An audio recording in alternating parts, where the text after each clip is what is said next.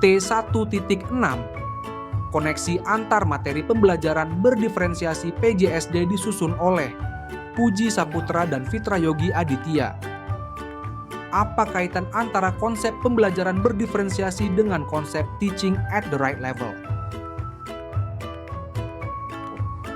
Konsep pembelajaran berdiferensiasi adalah pendekatan yang dirancang dalam untuk mengakomodasi perbedaan individual di antara peserta didik.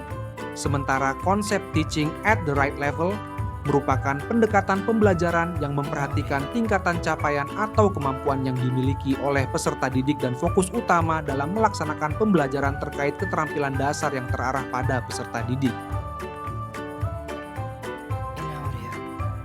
Tujuan utama pembelajaran berdiferensiasi yaitu menciptakan pengalaman belajar yang sesuai potensi peserta didik dan memperhatikan keefektifan dalam pembelajaran, serta menghargai keragaman kemampuan anak yang terpenting peserta didik dapat terus berproses dalam belajar.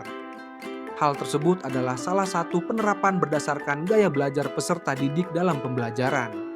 TARL memiliki tujuan yang sama, yaitu mengoptimalkan peserta didik dengan memperhatikan perbedaan di setiap individu dan kebutuhan mereka, sehingga secara keseluruhan pembelajaran berdiferensiasi dan TARL adalah pendekatan yang saling melengkapi dalam upaya untuk meningkatkan efektivitas dengan cara memperhatikan kemampuan dan kebutuhan peserta didik.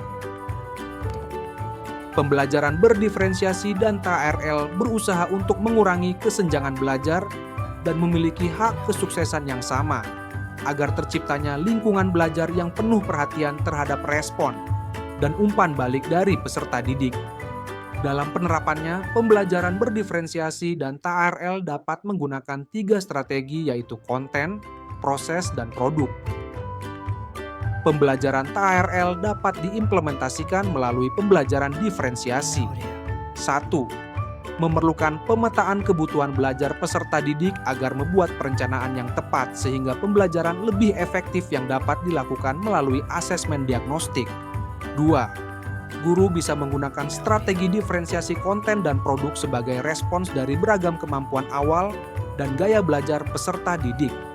3. Refleksi dan evaluasi merupakan suatu hal yang harus dilakukan setelah pelaksanaan kegiatan pembelajaran.